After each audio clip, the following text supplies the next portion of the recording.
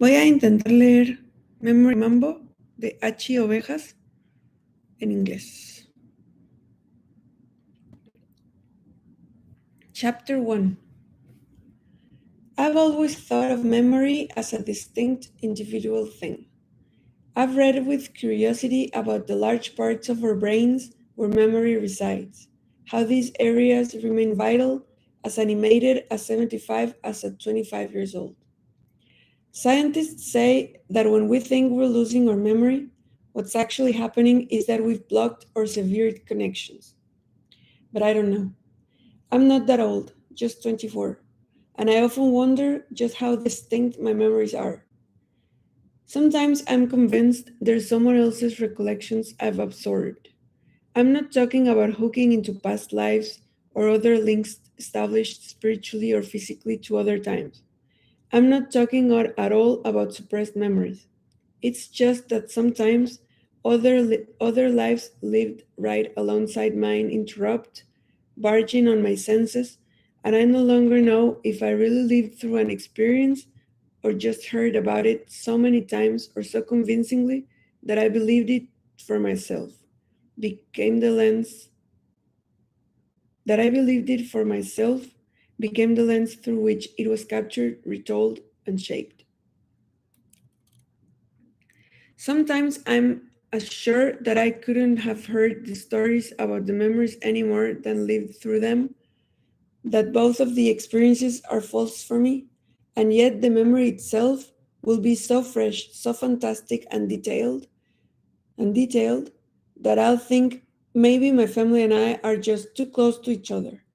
Sometimes I wonder if we're not together too much, day in and day out, working and eating side by side, sleeping in the same rooms, fussing dreams. Sometimes I wonder if we know where we each end and the others begin. Here is what I mean. My family and I came from Cuba to the US by boat when I was 6 years old in 1978. These are the facts. It was a 28-foot boat. There were 14 of us. The trip lasted 2 days. We were picked up by the Coast Guard just a few miles from Key West around Cayo Sal, a deserted island that refugees often confuse for the southernmost tip of the US, but which really belongs to the Bahamas. I was seasick during most of the trip. My sister Nina, who's 3 years older and very serious, spent the time with her arm around me, holding me as I leaned over the side of the boat, making sure I vomited into the sea and not onto her lap. My mother was frozen in prayer, head bent, fingers intertwined like wire mesh around my little brother Pucho. My father, the genius behind the trip, wore loose, improbably white clothes and stood at the prow of the boat. He would look through his binoculars at the darkened horizon, then turn around and whisper instructions to the two or three men in charge of paddling or jacking up the motor or slowing it down. The whole time this was happening, I didn't, no, I'm sorry. The whole time this was happening, I didn't know what was going on. I was simply gathered up like one more precious belonging and packed into a stranger's bloated car in the middle of the night, then taken down through back rural roads with the car lights turned off. We huddled at the beach, listening to the fear in one another's breathing. Circle of women and children and small men waiting for the sound of the water to break ever so softly, just a splash or two, an interruption of the otherwise hypnotic lapping, which signaled that our miserable little boat, its plank creaking against one another, had finally arrived to take us away. So, if these are the facts, why do I remember so much more? Why do I remember foggy meetings around the kitchen table, cigars burning in the ashtrays, their tips glistening while my father's face appeared and disappeared behind smoke? My mother tells me there were meetings just like those I remember, but that Nena, Pucho, and I were in bed, protected by layers of mosquito nets, a radio on the night table tuned into a station that broadcast West Indian music from Saint Martin. Why do I remember driving around senselessly for days in and out of the beaches outside La Habana, Guanabo, Cojimar, Mariel, even as far away as San Pedro, as far away as San Pedro, combing through tall grasses and dirt, as fascinated by the tiny translucent frogs of the tree branches as by the malevolent shadows scurrying underneath. My father planned our escape this way, but I never went along on these excursions. So why is it I can see my father's body gleaming like larvae vanishing into the water just off the shore? It's a fact that he swam along the coast, checking the bottom for coral and traps, testing the milicianos, trying to see how far out he could go before they'd notice. It's true that I've heard this if it's true that I've heard the stories, but I never went along. I never saw the motions. So how can I remember my father shaking the water off like a dog, the salt drying on his body, the hurried, nervous way he unearthed the street clothes he'd buried in newspaper in the sand? If these aren't my memories, then whose are they? Certainly not my father's. He always casts himself as the stoic hero in his stories, unshakable and inscrutable. He would have said his body shone like a blade. He would have quoted compatriots and collaborators applauding his brilliance. If these were my father's stories, they would be wholly congratulatory and totally void of meaningful detail. My cousin Patricia says this is because his tales are almost always lies. Some memories are precise. Ever since I can remember, I've always been surrounded by cousins. My mother says this isn't exactly true, that we hardly ever saw our cousins in Cuba, and that our cousins here are a different story. But Nena, Pucho, and I have memories of seeing our cousins every day of our lives while we were growing up. Not every single cousin, of course, but at least one and often more. They were always at our house eating, or we were at theirs watching TV or using the phone.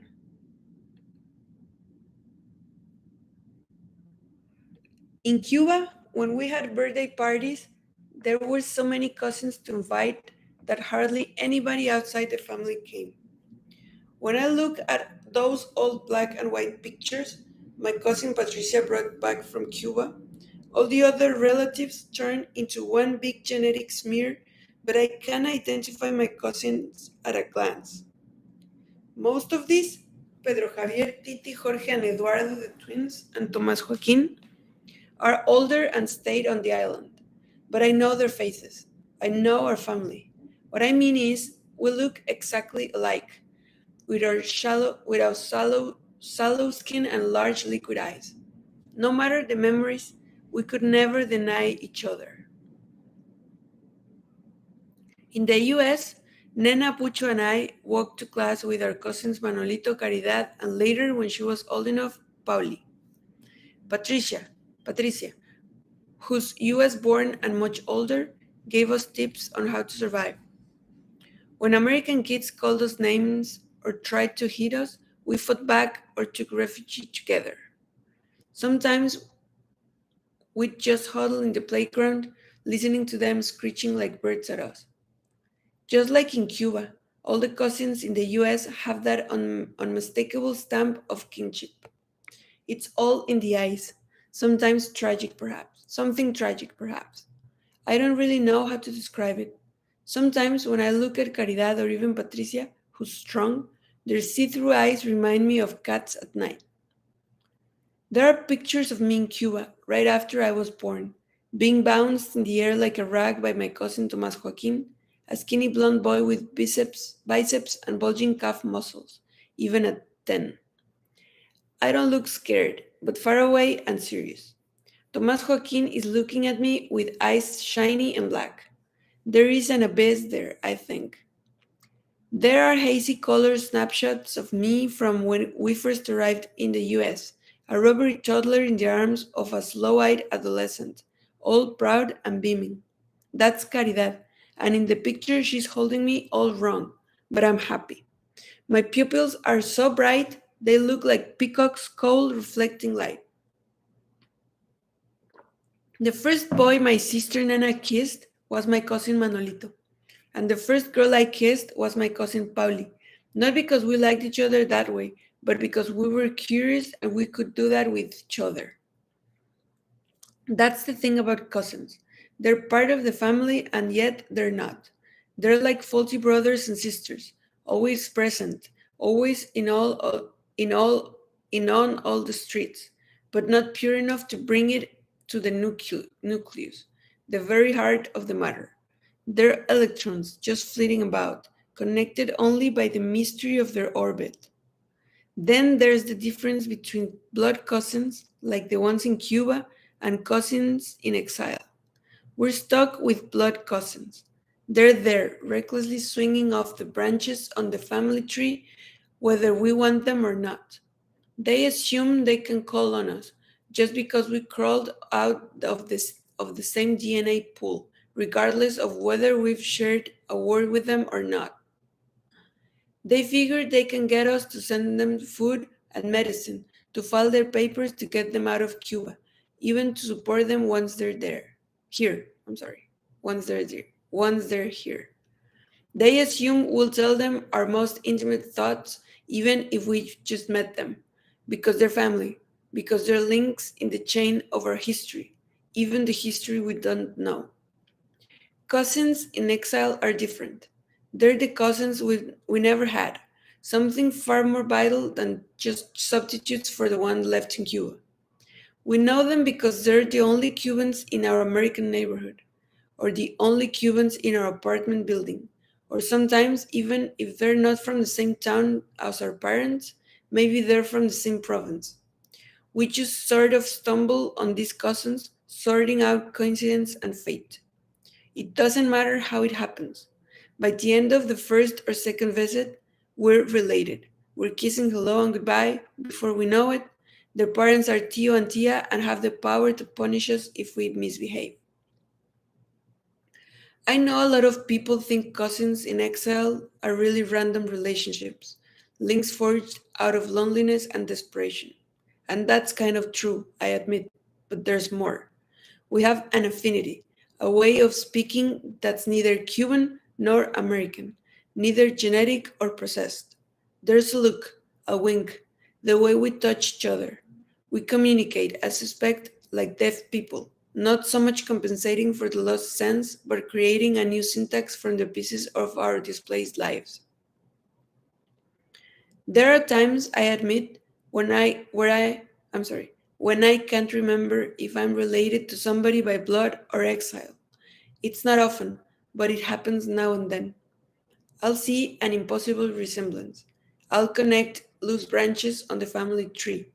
I'll look into the face of someone who could have been, under different circumstances, a complete stranger, and I'll see myself. These aren't lies or inventions.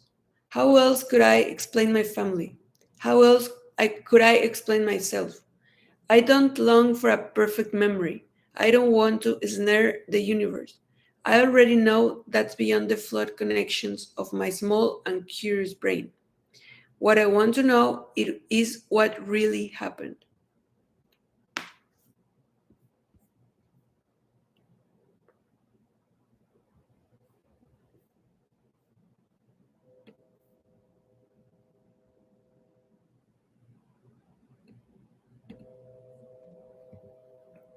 Chapter 2.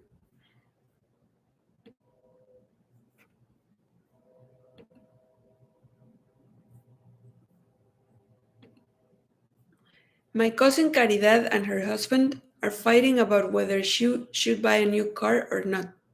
My cousin, who's round and sweet and smokes too many cigarettes, feels it's her right to get a new car, since her father, Tio Pepe, died and left her money that was totally unplanned for.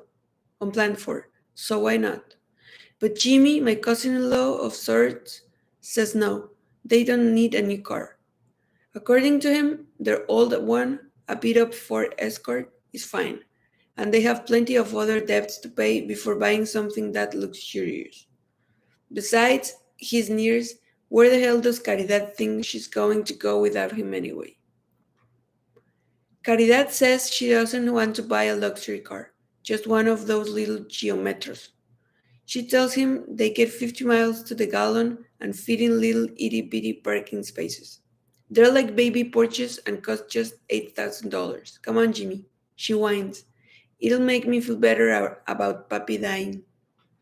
But Jimmy, who's tired from work, he's still wearing his gray janitor uniform from the hospital and has been leaning against the kitchen sink, comes right up to Caridad as she sucks on her cigarette and with his thumb and index finger flicks the burning ash right off the tip.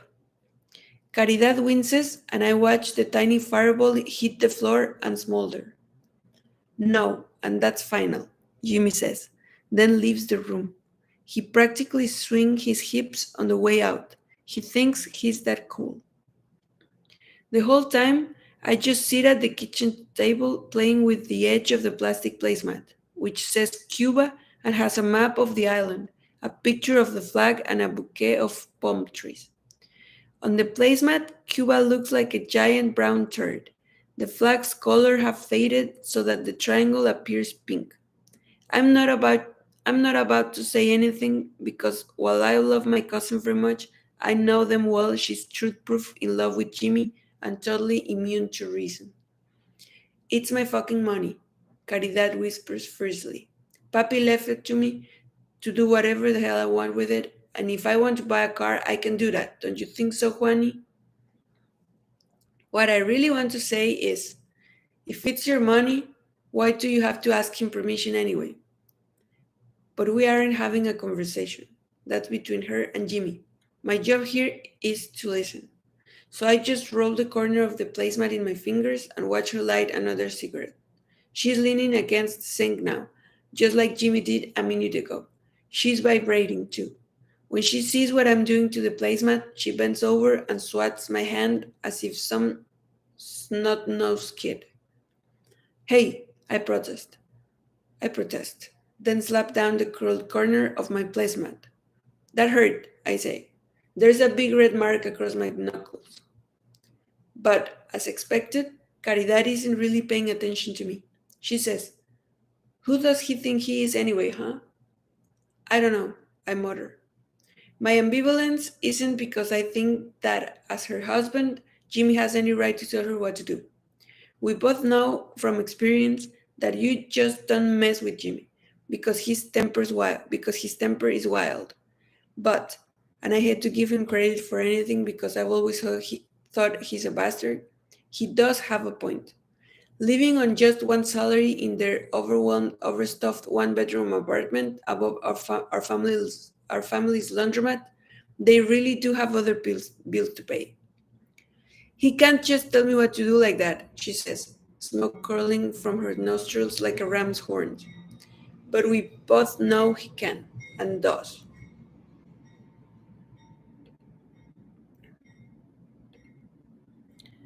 One time, no, sorry. One time, Jimmy absolutely forbade Caridad to hang out with me and my friends, or just with me, even though I'm family. He said no wife of his was going to be seen all over town with a gaggle of lesbians. What kind of man would people think he was if his wife was always hanging out with tortilleras?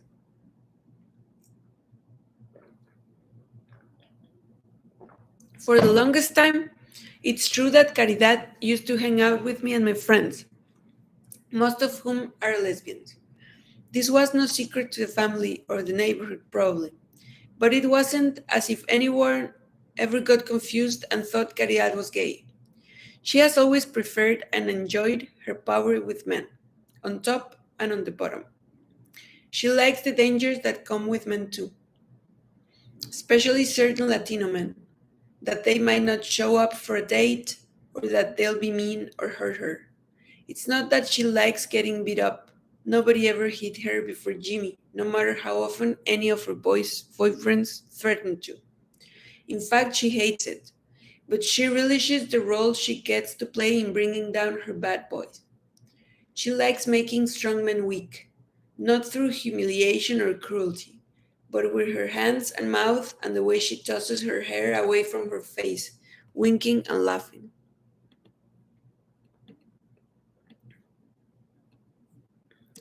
She has told me plenty of times how, after making Jimmy come, she just loves to look at him, all wet and red and shrunken, and as helpless and beautiful as a newborn baby. I just think, I did that. Did I really do that? And I can't believe it, she says. I just can't believe it. Strangely enough, it's exactly this kind of thing sorry, which made it easier for her to hang out with my friends and me than with straight girls. With us, there was no competition. We just didn't care. When she told her stories, we laughed and asked questions. Sometimes we were incredulous, convinced we'd never put up with what she puts up with, and we'd roll our eyes so she couldn't see. Sometimes we'd get grossed out. Other times we'd slap her shoulder and tell her how right on she was. But mostly, hers was another world. We loved her and celebrated her, but we didn't want her. And there was a certain freedom for her in that too. That's why when Jimmy said that's why when Jimmy said Caridad couldn't hang out with us anymore, we really missed her. Especially because she's one hell of a dancer.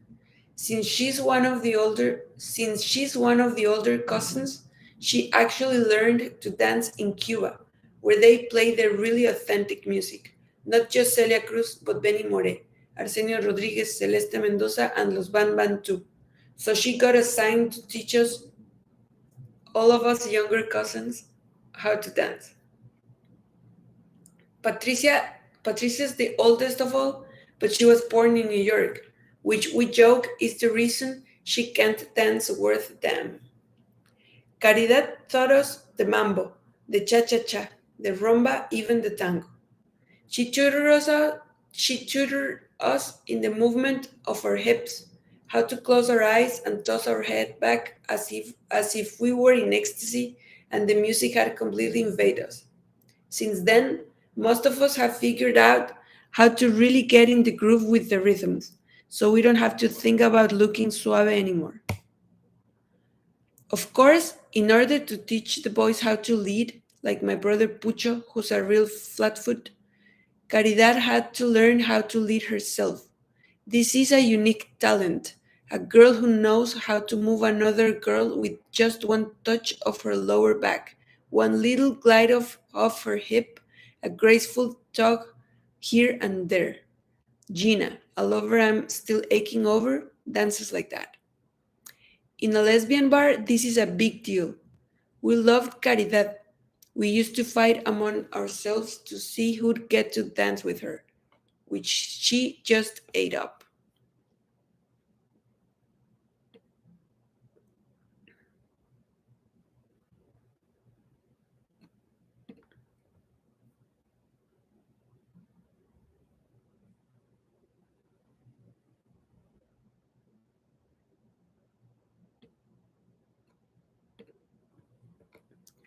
But after Jimmy prohibited her from hanging out with us, we'd see her secret at the window just as we drove off on Friday and Saturday nights, a firefly trapped in a mason jar. She'd watch us, all sad and angry with Jimmy, and he'd look out, stupid and satisfied. He'd get a big kick out of screaming at us. Hey, have a good time, tortilla makers. Suck some pussy for me.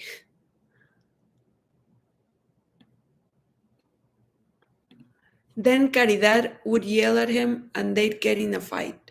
He'd win by slapping her, or sometimes just threatening to. He has this way of holding his hand stiff like a karate chop and checking it up almost to his chin and across his chest, as if only his desire can keep that backhand from snapping. Another time, Jimmy tried to ban me completely from their house, but he wasn't very successful. Pucho, who's considerably bigger than him, heard about the ban and went up to see him. I don't know what they say to each other because my brother does not raise his voice.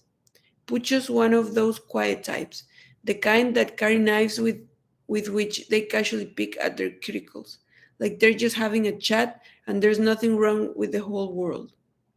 Pucho and Jimmy just stood on the stairs up to Jimmy and Caridad's apartment. Two black figures with their heads close together. With their heads close together. Their shadows fell across a pair of mangy neighborhood cats lapping from a bowl of fresh milk that Caridad puts out, along with expensive all natural tuna, under the stairs every night. So the compromise, although nobody says there was a compromise, but we'll know anyway, was that I wouldn't spend too much time with Caridad alone, just the two of us. It was ridiculous, of course, because she was my cousin. There's never been any mystery.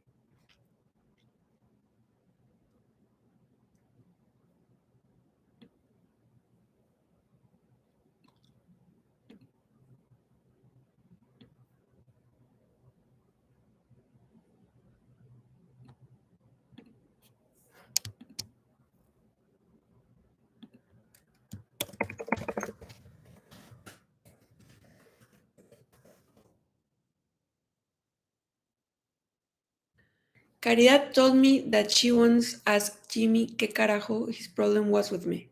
It was a rhetorical question because she thought he was going to say that it was me being queer, since that's what he'd always said. Even the first time I met him, and he felt like he had to sit and talk all night about which one of us has gotten more pussy in our short lifetime. It was the kind of thing only a heterosexual man would consider, and probably only in a barrio boy at that. And probably only a barrio boy at that.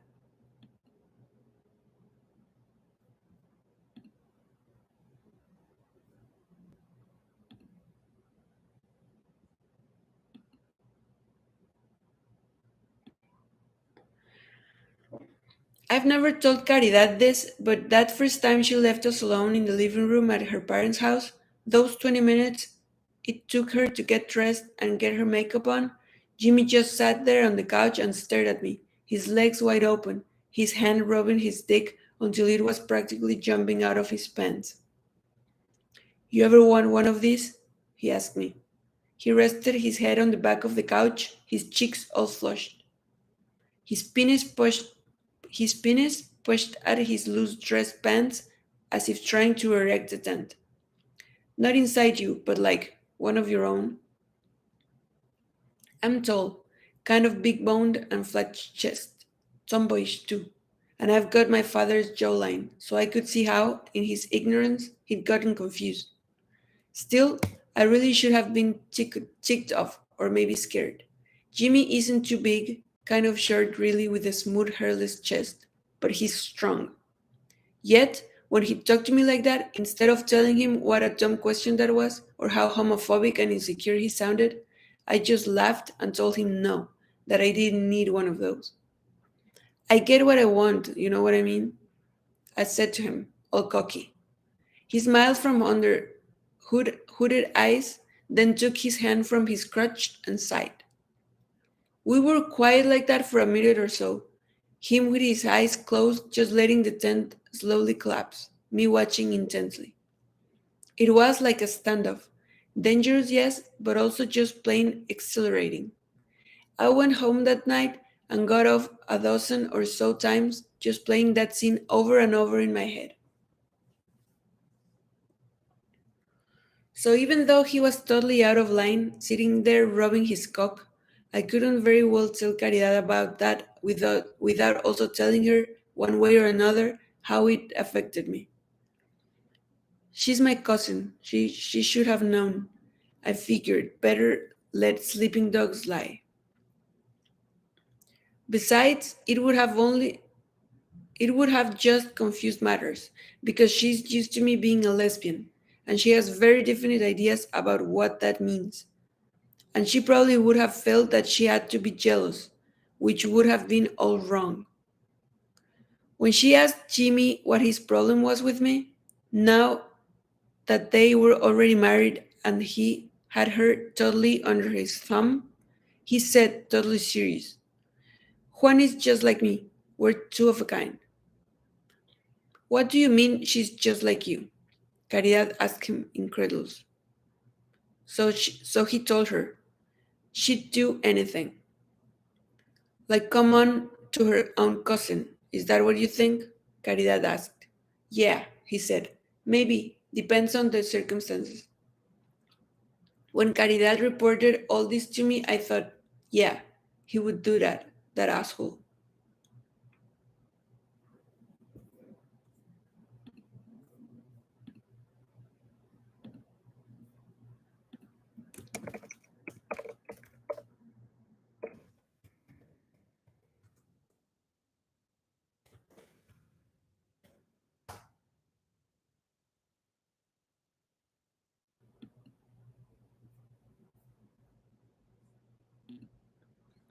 On my way home from Caridad and Jimmy's, where the argument about the new car is still going on, although it's quiet because Caridad's smoking in the kitchen and Jimmy's taking a shower, I stop downstairs at our family's laundromat and play a couple of quick games of Lethal Enforcer.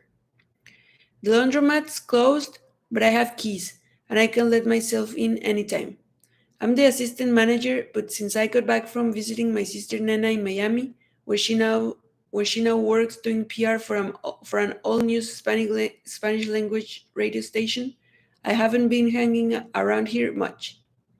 As I step inside, I turn the lights on, but make sure the sign outside that reads "Wash and Dry Laundry Lavanderia Wash and Dry" stays dark. I'm not looking for customers at this time of night, just a little entertainment, a little distraction. When Nena was the assistant manager, she thought it'd be a good marketing move to put in pinball and video machines because people got so bored all the time doing their laundry.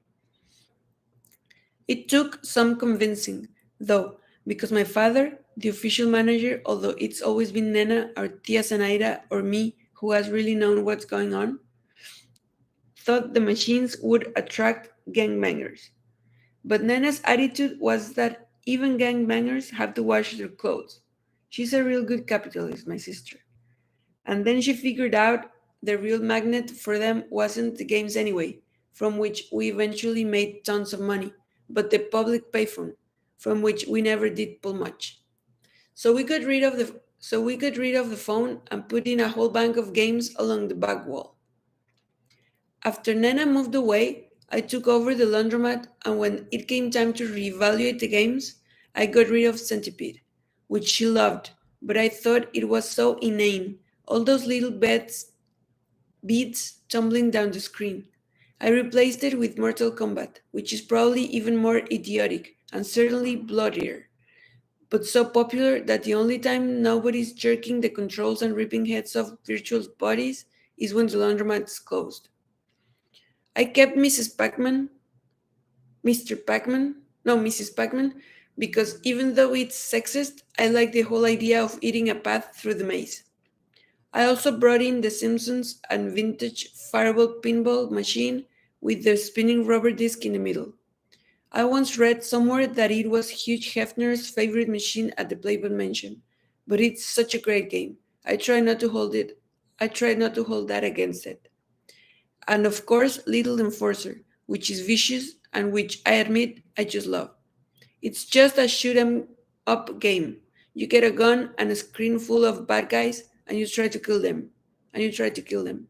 That's basically it, except that after I play, I always feel really loose, ready for anything. I am not doing too well tonight though. My right arm's a little numb and a line of dull pain circles my breasts. I get past the screen with the bank robbery, but I miss all the bad guys in the Chinatown sequence. I try to duck, but I keep getting hit. I twist and turn, leaning into the screen, but not to no avail. I'm using the pink pistol, but just can't get past Chinatown without being blown away. My wrist's a little sore, as it sometimes gets, and my fingers are tingling, so I finally give up and turn off the machine without even finishing my turn. I walk around a little bit, decide to get a very fine from the pop machine, toss on my jacket, and go outside, where I'm greeted by a crisp and silvery night. The fact is, I miss Gina. As I lock the door, I see lights upstairs in Caridad and Jimmy's apartment. It's the overhead light, not a lamp. I hold the very fine against me with my arm and feel the cold come through my breast. It feels good, like a balm.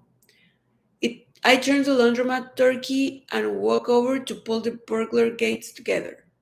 Even the screeching and scratching against the sidewalk as I drag the gates and roll the chains into a big knot between them doesn't drown out the noise from upstairs. I can't quite make out what Jimmy and Caridad are saying, but they're loud. Every now and then there's a thud or a crash, things falling and breaking. But after I finish locking up, I just walk away. When I get home to my apartment just few blocks away, the lights blinking red on my answering machine. One, two calls. I hold my breath and hope maybe one of those calls is Gina saying she's changed her mind, all is forgiven, and she's coming over. I press the review button, listen to the whirl of the tape, take off my jacket, and walk over to the fridge, from which I grab a pear and bite into it. I crunch and crunch, listening to all the chewing inside my head, barely making out my messages. The first is from my cousin Patricia, nagging me about stuff I have to do if I want to go to Cuba. The others a hang up. I decide it was Gina, wishing me sweet dreams. I let my breath out, surrendering. Then the phone writes, sorry. Then the phone rings in earnest, and for a split second, I'm hopeful again. Hey, Juani. But it's Caridad, sniffling into the tape machine. I pick up the receiver. Hey, she coughs. She coughs. Anybody over? No, I'm alone, I say. Outside my window, a solitary car drives by. It's well past midnight. So then, what you doing, huh? I shrug as if she could see me. Waiting for your call, I guess. She laughs a little embarrassed. You coming over? If you want me to, I say. Yeah. Sniffle, sniffle. Is Jimmy gone? Oh, yeah. And she laughs again, a little bitter this time. I put down the phone, take a last bite out of the pear, and pitch the core, in the dark, bullseye into the garbage under my old fashioned kitchen sink.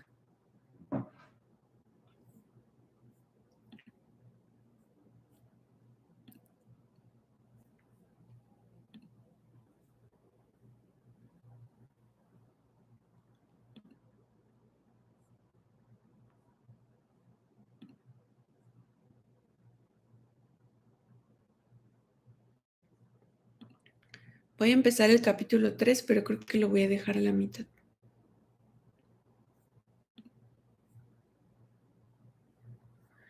Chapter 3. My father believes he invented duct tape. He sees it as the great tragedy of his life because if the Americans hadn't stolen it from under him, he'd have been rich, and we'd have been much happier.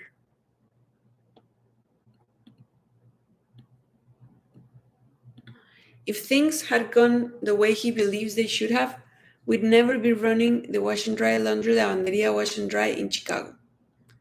The way my father tells it, he invented a formula for a strong, durable black cloth tape, ideal for packing, and immune to rain and snow.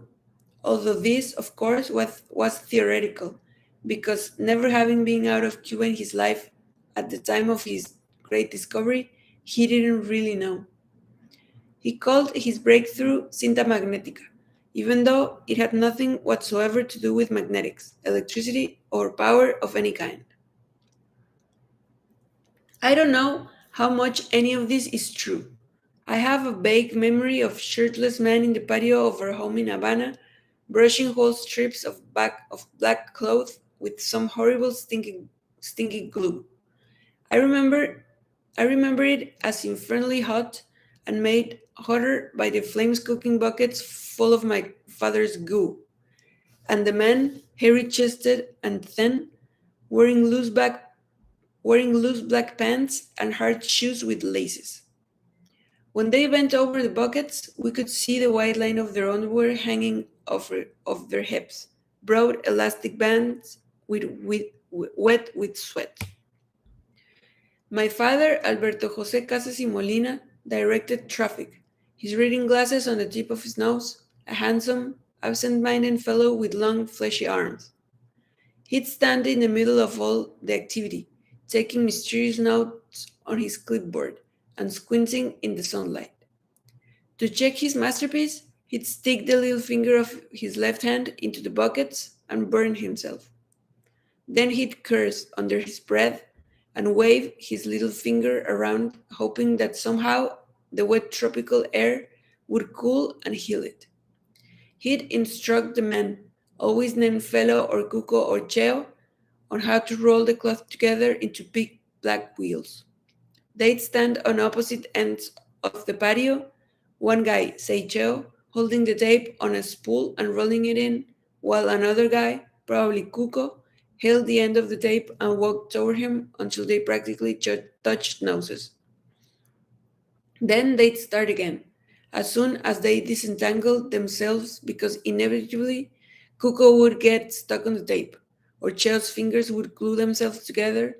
So Papi, very frustrated and impatient, would order Fellow to cut Cuco free from the tape and get Cheo some Ajax or lava soap, which sometimes worked and sometimes didn't. I remember all this, but I don't know if I remember it for real or because I heard the story a million times. My brother Pucho doesn't remember anything, but he was just a baby then. Nena says it's all true, although her memories aren't quite the same as mine. But my cousin Patricia says it's just a fantasy created in exile, a group hallucination based on my father's constant retelling of the story. Of course, everybody in the family has heard my father's duct tape story at least a million times. And anybody who's ever come to the house has gotten the entire tale from beginning to end, whether they like it or not, at least once. Most of our pals are nice about it. They nod and ask a few questions to make Papi feel good. But we know they're incredulous, laughing inside the entire time. I think it's fair to say that of all our friends, it was Gina, who's a fierce Puerto Rican independentista, who had the hardest time with the duct tape story. Mami, Nena, and I knew it took an incredible amount of willpower for her to sit through it and not challenge my father, to just bite her lip and say nothing. Sweetie, your father's got some serious damage, she whispered to me in the kitchen during a break in the storytelling. She hugged me closer, not caring if anybody saw us pressed up against each other. It's a miracle you're sane, honey. It's a miracle you have a grasp on reality at all. She pushed my hair back and kissed my forehead. If she hadn't been a communist atheist, I think she would have blessed me right there and then if she hadn't been a communist atheist, I think she would have blessed me right there and then and gone straight to church to light candles for her family. I swear there was pity in her eyes, which I resented. Look, Gina, my father's not crazy, I said defensively. I had a hideous fear that she'd think it ran in the family, that I might be carrying the same faulty DNA. No, no, he's not, she said. I believe he's not crazy. You do? I was amazed at how quickly she was willing to give him the benefit of the doubt. No, of course not, she said. He's delusional because of what exile has done to him. Just look at what life in the US had made of your father. I glanced back at him. My father was sitting on the couch in the living room, chatting with my mother and Nena. He had a slight punch, a robust laugh, a twinkle in his eye. He looks pretty okay to me, I said with a smirk. Gina grabbed a pair of beers from our refrigerator, one for her and one for my father. You know, you're the sick one, she said, rolling her eyes at me and going back in for the rest of the story. Your denial's worse than his.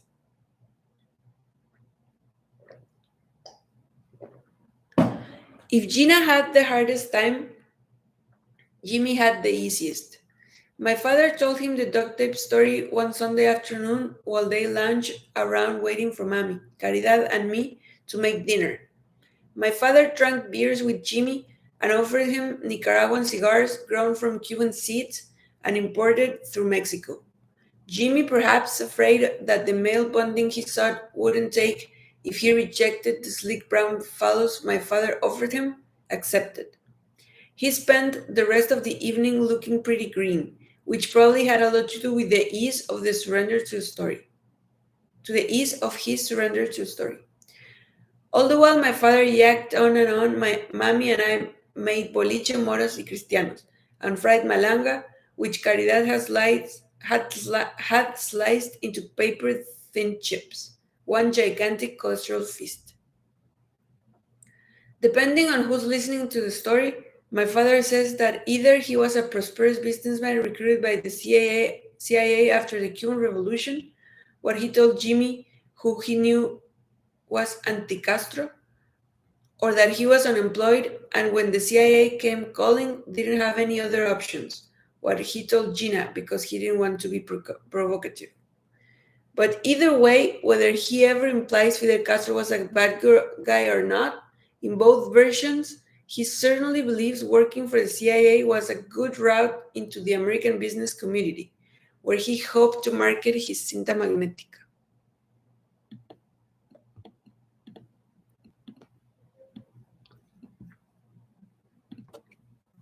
Apparently, my father was not recruited by the CIA for his invention, but because he had an uncanny ability to procure boats to get people out of the island. He always says this was because, being the son of one of Havana's oldest and most prosperous families, he knew all the boat's owners, all members of the Miramar Yacht Club, which was much more prestigious than the Havana Yacht Club, and was in a good position to cut deals. Así que tenían dinero. He'd either guarantee safe passage for the boat if they took a hot passenger, artists, government officials, dissidents of all kinds, or he'd buy the boat outright with CIA dollars. Patricia says this is all invention, that we weren't as high class as my father wants us to believe, and that more likely than not, he was stealing the boats, if in fact any of the story is true at all. You know, I played an important part in getting Fulgencio Batista out of Cuba on that fateful New Year's Eve in 1959.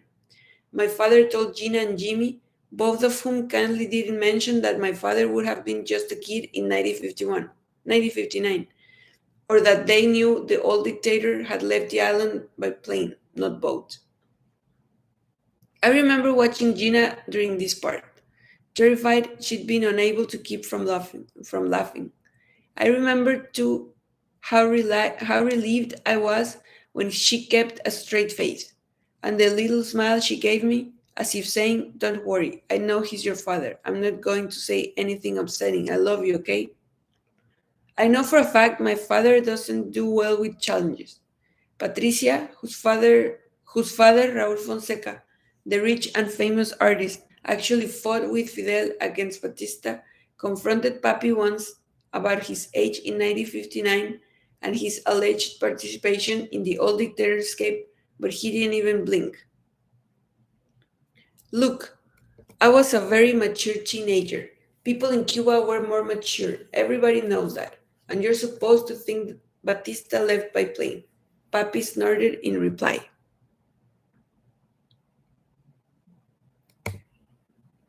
Jimmy played along with my father like everybody else, but he went further, praising his courage and asking questions. Were there any celebrities among the people he got out of Cuba? What kind of boats were they? Did he get paid for his troubles? Mami Caridad and I watched from the kitchen, amazed at Jimmy's interest and patience. He wasn't just pretending to pay attention, he was really listening. But then, you know how it goes with these stupid Yankees, my father said, beginning the most frustrating part of the story. I was doing so much for them, for the CIA, and things were getting hot for me. Of course, I can say, even to this day, I can say what I was doing. It's still a state secret, can you imagine? So I asked the CIA to get me out of Cuba, please, before the communists kill me in front of my wife and children. I remember Gina just nodded at this, but Jimmy beamed at him, as if everything he was saying was reasonable. A sensible request, he said. After all, you've done so much for them. He sipped his beer. Exactly, Jimmy, exactly, my father said excitedly. He couldn't believe he had such an appreciative audience in Caridad's boyfriend. I'm sure at that moment he regretted Jimmy wasn't dating Nina or me and on his way to begin his son in law. But do you know? But do you know what the CIA said? They say, you're Alberto Jose Casas y Molina, no? You're the guy who gets everybody out of Cuba. So get yourself out. Can you believe that, huh? Unbelievable, Jimmy said, right on cue.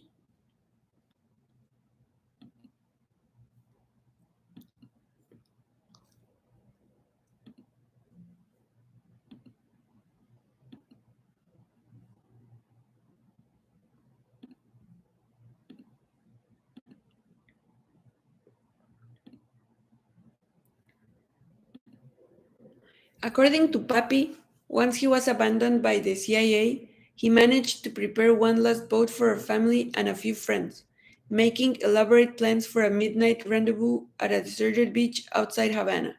My mother was in charge of getting us to the shore, along with the bare essentials for the trip and life in the US, including, of course, a sample of and the formula for my father's Cita Magnetica.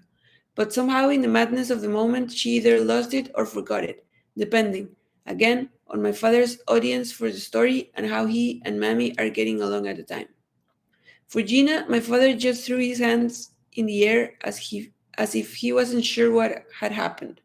For Jimmy, my father pinned our lost fortunes on my mother's nervousness, although he tried to forgive her by adding that hers was not an unexpected response for any woman in that kind of situation, and that maybe he shouldn't have left such an awesome responsibility on her shoulders. Poof, gone, Papi said, sucking on another beer. It wasn't meant to be, Alberto, Jimmy said, nearly making a mistake. It wasn't meant to be? Are you crazy? Of course it was meant to be, my father insisted. Don't you realize what happened? Even Jimmy shook his head at this one, truly confused. The CIA, Jimmy, the CIA, my father screamed. He was standing up now, hoisting his pants with his free hand, drinking and pacing. They stole the formula. You know what happened when I got to the United States? The first thing I see in a hardware store window in Miami? Duct tape, that's what. Duct tape, Jimmy corrected him softly. Exactly, duct tape. Cinta pata, cinta maricona. Can you believe? The irony is that it wasn't Gina but Jimmy's who's faltered at the end of my father's story. Who faltered at the end of my father's story. I think for Gina, who sometimes believes her phones are tapped or that the US government is infiltrating the Independentista meetings, a conspiracy to steal my father's duct tape formula wasn't all that far fetched. That she didn't believe my father had a damn thing to do with the development of duct tape didn't stop her for 1 minute from thinking Uncle Sam could have ripped him off. It took it I took it as a sign of Gina's love for me that after my father told her the story, she thanked him and promised that in solidarity with him, she'd never use duct tape again. But Jimmy, hard as he was trying, couldn't really believe my father had lost the rights to duct tape due to a US government scheme. It offended all it offended all of his sensibilities. Later, Caridad told me that Jimmy said he thought that duct tape had been on the market long before any of us arrived to the US. Caridad begged him not to ever mention anything to Papi for fear of breaking his heart even more. You mean the CIA abandoned you so they could steal the formula for duct tape? The CIA is the company that makes duct tape? Jimmy asked, aghast. My father nodded smugly. You see, you young people, you know nothing, he said, still pacing, still putting his pants up by the waistband. This is a completely unnecessary gesture because his pants always fit him fine, but he does it whenever he gets anxious. Why do you think the CIA is called a company? Huh? It's a joke, no? Of course they make the duct tape, and they make Pepsi Cola and telephone poles and all kinds of things. Half of the products in the supermarket are made by the CIA. That's all it took to get Jimmy back on track. That's incredible, he said, sitting back in his chair, enjoying the show again. I didn't know that. Yeah, and my cinta magnetica, my father said sadly, plopping back into his chair and staring at one of Tio Raul's more tolerable painting hanging on our wall. I could have been as rich as that guy, he said, jutting his chin in the direction of the canvas. But Jimmy, understandably confused, missed the reference. If only Fidel hadn't come, Jimmy said. Things might have been different. We'd be making duct tape in Cuba and selling it to the Americans. Yeah, if only the Yankees had not stolen my formula, my father whispered. If only.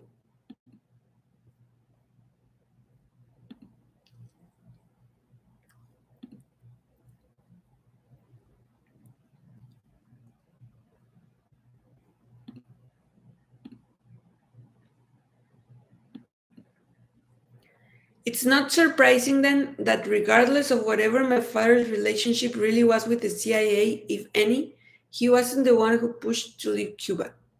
He's more of a dreamer than a worker, and even though he's no snob, he rather enjoyed the privilege of being a Casa Simolina in Cuba's small society circles. He's harmless enough he's harmless enough that he would have been able to ride out the revolution without too much trouble, and in his heart of hearts, I'm sure even he knows that.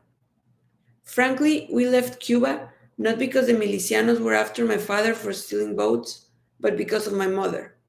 Not that the revolution had much to do with her reasoning either. For my mother, the revolution was just the last straw.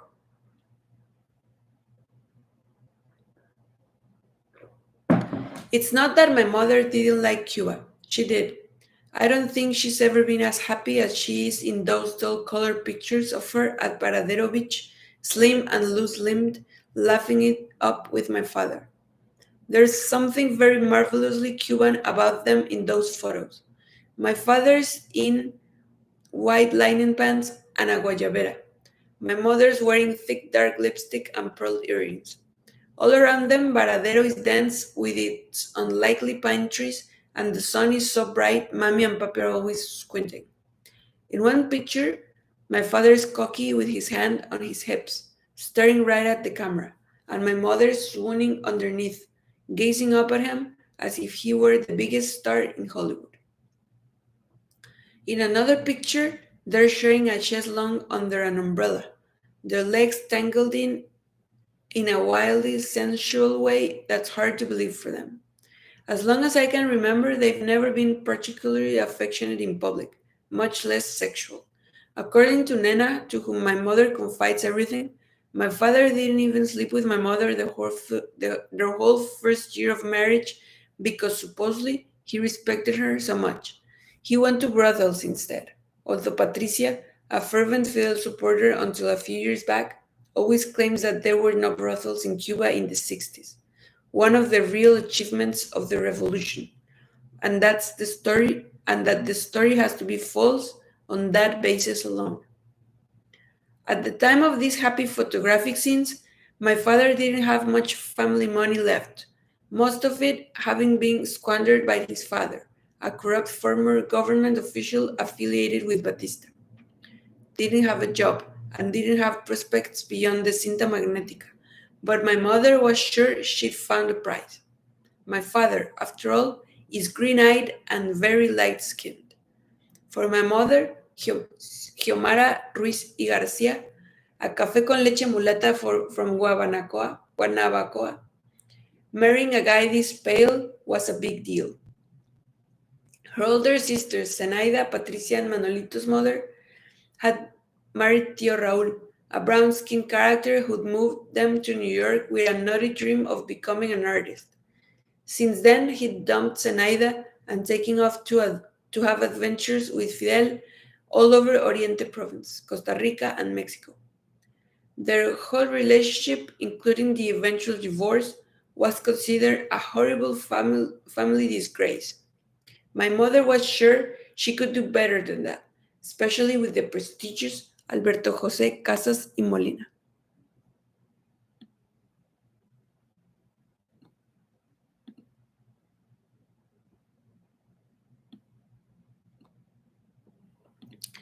Before my mother met my father, she'd been told during a shell throwing divination session that she'd married the next man she met who had green eyes.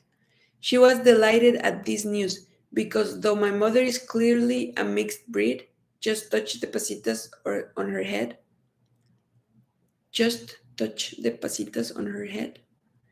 And my abuela Olga is obviously of African descent, my mother will do just about anything to deny her real lineage. When she saw my father sipping a cafecito at an outdoor cafe just outside the house on her favorite babalao, she was sure their kids would be colorless and beautiful. Alberto José Casas y Molina wasn't just light skinned though. He boasted a splendid ancestry. As we've always been told, we were direct descendants of Bartolomé de las Casas, better known in Cuban lore as the Apostle of the Indies. Las Casas got this name because of his alleged work protecting the island indigenous population from the Spaniard bloodlust. My mother always professes admiration for Las Casas' humanitarianism, although perhaps more importantly, I think she likes the way the whole legend around Las Casas positions the questions around Las Casas positions the question of race between white and Indian, consigning most of the issue to blackness to silence. In fact, my brother Pucho's real name is Bartolome.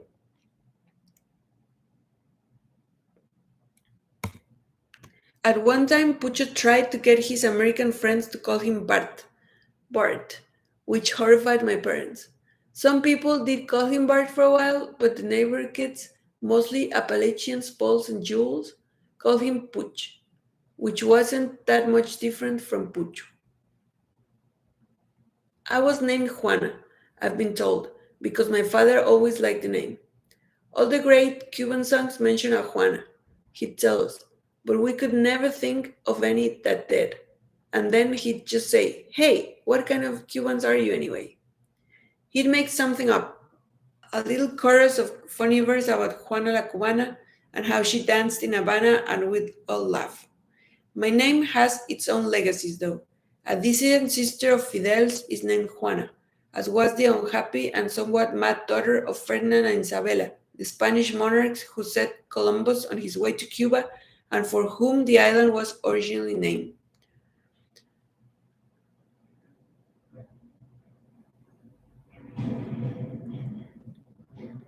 But Nena and I have never believed either one of us got named simply because of the way our names sounded, or for religious reasons, or any of that, whose real name is Maria Victoria. And I have always believed I was named after a girl in Varadero my father liked as young men, and that she was named from a woman nicknamed Maribi, who we heard from Pucho was Papi's regular girl at that alleged brothel in Havana. Curiously, curiously, that Bartolomé de las Casas was a Catholic priest sworn to celibacy is always left out of the family stories, so how exactly we're supposed to be directly related to him is a bit of a mystery, even to us. My parents usually say our bloodline dates to prior to his commitment to God, although there seemed to be little, even in exile literature, to indicate Las Casas was ever married. There is a governor Las Casas that shows up about 200 years later in Cuban history, a rather productive but boring fellow who paved the streets of Havana and invented the concept of one-way streets, but my family has never expressed much interest in being related to him. Patricia, who has traveled to Cuba to cut sugarcane with various communist brigades over the years and tried to research the story, says that the whole Bartolomé de las Casas tale is one elaborate lie. She told us that one She told us that one of the ways Las Casas protected the Indians was by making them first suggestion to the Spanish governor that Africans might be better suited to work in the tropics than the Indians. This, Patricia said, is what started slavery in Cuba. I still remember the look on her face when she gave us that bit of news. Her eyebrow arched as milk barely contained on her mouth. Whenever Patricia spews this, my parents get hysterical, making the sign of the cross, telling her she's been brainwashed. Wherever she got her information, they say it's obviously pure communist propaganda. But what really kills them is when Patricia tells them that if indeed we're descendants of Las Casas, chances are we're the spawns of an illegitimate child conceived with some Indian woman he probably raped. My mother practically faints over this, not because it so tampers with this historical image of our supposed ancestors, but because it would mean that in spite of my mother's better efforts, we're not so white after all. When we were little, my mother was always after us, caminen siempre por la sombra, always walking the shade. She was terrified that too much sun would somehow reveal our real heritage, whether Indian or black. As it turned out, I am pretty light skinned, and Nena got my father's green eyes. But Nena's actually kind of yellow colored, with a propensity for darkness after any exposure to the sun. The truth is that Nena is more beautiful the darker and browner she gets. And my brother Pucho, with his kinky hair and full lips, obviously got my mother's genes instead of my father's. To my mother's chagrin, Patricia and Manolito, the children of her sister Zenaida and the brown-skinned Raúl, are both pale and Anglo-like, with blue veins visible just under rice paper skin. When the revolution triumphed in 1959, nothing stunned my mother more than the fact that that crazy Raúl and his black friends were riding on tanks with Fidel through the city, shooting rounds into the air and getting drunk together. When she saw him, she looked away and hid, sure she was not going to give him the satisfaction of having won this particular battle. In that instant, my mother, who'd been struggling to pass her entire life, could see that the order of things had just been altered. Years later, after she'd landed Alberto Jose Casas y Molina and we were born, her immediate goal became to get us out of Cuba, out of Latin America, out of any country where we might couple with anybody even a shade darker than us. We had to get to the United States, which was close by and chock full of frog-eyed with white people such as Joe Namath and President Ford.